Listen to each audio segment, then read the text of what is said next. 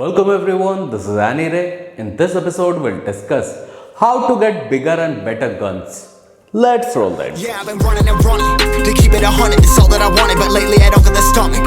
The higher the summit, the harder the plummet. They know me all over this planet.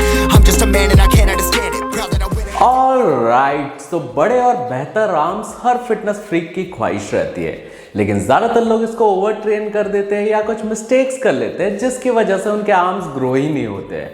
जैसे बोलते हैं ना कि बड़ा है तो बेहतर है, और आर्म्स का बड़ा होना बहुत ज़्यादा ज़रूरी है, तभी आपकी फिजिक बहुत अमेजिंग दिखती है। तो आज के एपिसोड में आपको कुछ टिप्स दूंगा जिसको अगर आप अपने लाइफ में इंप्लीमेंट करेंगे तो आपको बड़े और बेहतर आर्म्स ज़रूर मिलेंगे। बट वीडियो स्टार्ट करने के पहले एक छोटा सा रिक्वेस्ट, अगर आपने मुझे अभी तक इंस्टाग्राम पे फॉलो नहीं किया तो डिस्क्रिप्शन में लिंक होगा, वहां जाके जरूर फॉलो करिएगा। तो स्टार्ट करते हैं आज का एपिसोड। सबसे पहले जान लेते हैं कि आर्म्स के मसल के एनाटॉमी क्या है, बिकॉज अगर आपने मसल्स के एनाटॉमी समझ गए तो आपको अच्छे से समझ जाएगा कि आपको ट्रेनिंग कैसे करनी है। बेसिकली जो आर्म्स रहता है वो दो हिस्सों में डिवाइडेड रहता है, एक रहता है ट्राइसेप्स और दूसरा रहता है बाइसेप्स। जो ट्राइसेप्स वाला एरिया रहता है वो बाइसेप्स से बड़ा रहता है, इसलिए बड़े आर्म्स के लिए आपके ट्राइसेप्स को अच्छे से ट्रेन करना जरूरी है।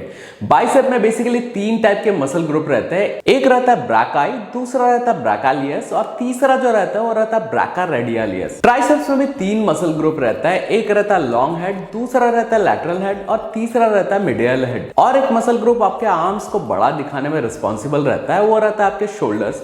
बिकॉज ज्यादातर लोग अपने आर्म्स को ही ट्रेन करते हैं और शोल्डर को ट्रेन करना भूल जाते हैं। जब तक आपके पास अच्छे शोल्डर्स नहीं होंगे तब तक आपके आर्म्स कभी बड़े दिख ही नहीं सकते। तो आगे जाके मैं आपको कुछ वर्कआउट्स बताऊंगा जिसको अगर आप अपने लाइफ में इंप्लीमेंट करेंगे तो आपके आर्म्स जरूर ग्रो होंगे। अब बात कर लेते हैं कुछ अच्छे वर्कआउट्स की जिससे आपके आर्म्स बेहतर बन जाएंगे। बेसिकली जो ट्राइसेप्स और बाइसेप्स रहते हैं वो काफ़ी छोटे मसल ग्रुप रहते हैं, इसलिए उनको आप साथ में ही ट्रेन कर सकते हैं। जैसे एक सेट आपने ट्राइसेप्स का लगाया, दूसरा सेट आपने बाइसेप्स का लगाया, फिर से आपको ट्राइसेप ट्रेन करना है और फिर से आपको बाइसेप्स ट्रेन करना है। मैंने बहुत सारे लोगों को जिम में देख रखा है कि एक पूरा सेशन वो ट्राइसेप्स ट्रेन करते हैं और एक पूरा सेशन वो बाइसेप्स ट्रेन करते हैं, जिसकी वजह से उनका जो आर्म्स रहता है उसकी ओवर ट्रेनिंग हो जाती है और उनके आर्म्स कभी ग्रो नहीं होते। तो स्टार्ट आपको करना है डायमंड पुशअप से, बिकॉज ये ट्राइसेप्स का एक्सरसाइज और इससे ट्राइसेप्स में बहुत अच्छा इंपैक्ट पड़ता है। तो इसके एक सेट लगाने के बाद आपको बाइसेप्स पे आना है और बाइसेप्स पे ट्रेडिशनल आपको बारबल कर्ल्स लगाने हैं। उसके बाद आपको लगाना है क्लोज ग्रिप बेंच प्रेस, जो कि एक कंपाउंड मूवमेंट है। इससे आपके ट्राइसेप के स्ट्रेंथ काफी ज्यादा बढ़ जाएगी। और साथ में आपको लगाना है क्रॉस बॉडी डंबल कर्ल्स। जैसे हम हैमर कर्ल्स लगाते हैं सेम वे में आपको अपने डंबल्स को क्रॉस में कर्ल्स लगाना है, इससे आपके बाइसेप्स पे बहुत अच्छा इंपैक्ट पड़ेगा। थर्ड जो वर्कआउट है वो है किक बैक। ज्यादातर लोग इस वर्कआउट से दूर भागते हैं, लेकिन इससे आपके ट्राइसेप्स पे बहुत अमेजिंग रिजल्ट मिलते हैं। और साथ ही में आपको लगाना है कंसंट्रेशन कर्ल, जो सर अर्नोल्ड का सबसे फेवरेट वर्कआउट था। इससे आपके बाइसेप्स बहुत अमेजिंग हो जाएंगे। फोर्थ जो वर्कआउट है वो है स्कल क्रशर। ये भी एक कंपाउंड मूवमेंट है और इसको परफॉर्म करने से आपके ट्राइसेप्स की स्ट्रेंथ काफी ज्यादा बढ़ जाएगी।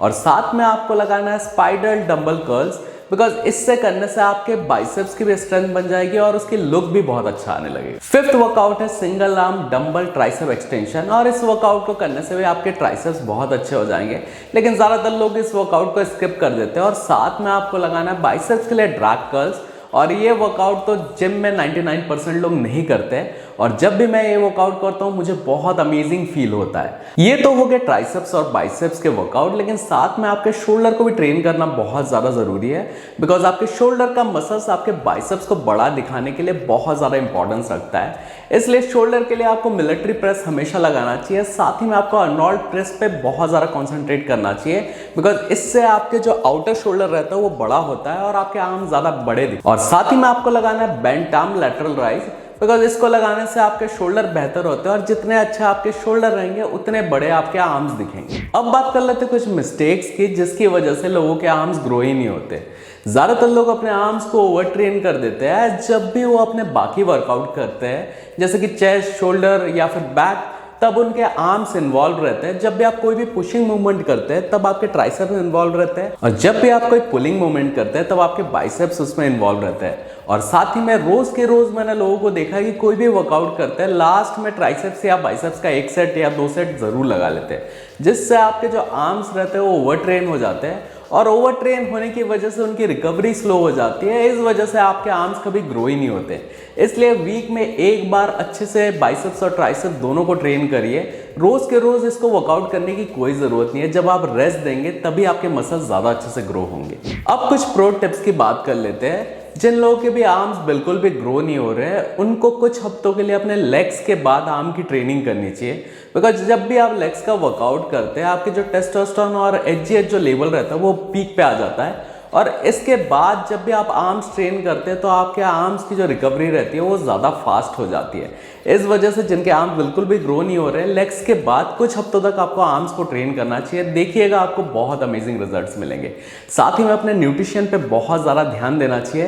बिकॉज ज़्यादातर लोग अपने न्यूट्रिशन को लैक करते हैं, इसलिए उनकी ओवरऑल फिजिक ही नहीं बनती है। तो जब आप अपने न्यूट्रिशन पे ध्यान देंगे तब आपकी ओवरऑल फिजिक ही बेहतर बनती रहेगी। साथ ही में आपको रेस्ट के बारे में भी जान लेना बहुत ज़्यादा ज़रूरी है। बिकॉज जब तक आप अपने मसल ग्रुप को रेस्ट नहीं देंगे तब तक वो ग्रो नहीं होंगे। इसलिए 6 से 8 घंटे का डीप स्लीप लेना बहुत ज़्यादा ज़रूरी है। तभी जाके आपके मसल्स ग्रो होंगे और साथ में आपके मसल्स बेहतर भी बनेंगे। अब बात कर लेते हैं कुछ सप्लीमेंट्स की, जिनका इंटेक करने से आपके ओवरऑल फिजिक बेहतर बन जाएगी। अगर नेचुरल सोर्सेज से आप अपनी प्रोटीन रिक्वायरमेंट पूरी नहीं कर पा रहे हैं तो आपको एक वे प्रोटीन पे ज़रूर इन्वेस्टमेंट करना चाहिए। साथ ही में एक मल्टीविटामिन और एक ओमेगा 3। और अगर आपको बाइसेप्स पे वेन्स चाहिए और पंपिंग ज़्यादा अच्छी चाहिए तो आप एक एल-आर्जिनिन या फिर सिट्रिलिन मैलेट पे इन्वेस्टमेंट कर सकते हैं।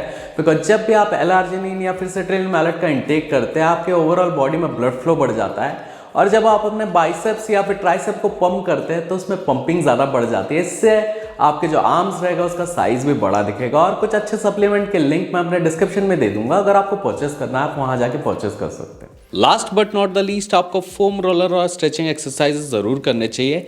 इससे आपके मसल ज़्यादा फ्लेक्सिबल और रिलैक्स हो जाएंगे, जिससे आपके मसल ग्रोथ में बहुत ज़्यादा हेल्प होगी। तो निष्कर्ष क्या निकलता है? कभी भी किसी पर्टिकुलर मसल ग्रुप पे आपको कंसंट्रेट नहीं करना चाहिए, बल्कि ओवरऑल फिजिक पे आपको ध्यान देना चाहिए। तभी जाके आपकी जो ओवरऑल फिजिक है वो बेहतर दिखेगी। और ट्राइसेप्स और बाइसेप्स जो है वो बहुत छोटा मसल ग्रुप है, इसलिए इसको कभी भी ओवर ट्रेन नहीं करना चाहिए। मैंने ऑलरेडी ट्राइसेप्स एंड बाइसेप्स के वर्कआउट्स के बारे में बहुत सारे वीडियोस बना के रखे हैं, तो आई बटन और डिस्क्रिप्शन में उसका लिंक दे दूंगा, जहां से आप ट्राइसेप्स एंड बाइसेप्स के वर्कआउट सीख सकते हैं। और इसके बारे में ज़्यादा कुछ जानना है तो प्लीज़ कमेंट सेक्शन में कमेंट करिए और मुझे इंस्टाग्राम पे फॉलो करिए। डिस्क्रिप्शन में लिंक है, वहां जाके आप डायरेक्ट क्वेश्चन पूछ सकते हैं। साथ ही में जो रेड कलर का सब्सक्राइब वाला बटन है उसे प्रेस कर दीजिए, बाजू वाला जो बेल आइकन है उसे प्रेस कर दीजिए। Hope you like this video. If you did, then please like, share, subscribe our YouTube channel. Keep pumping, step like. Dead on sight like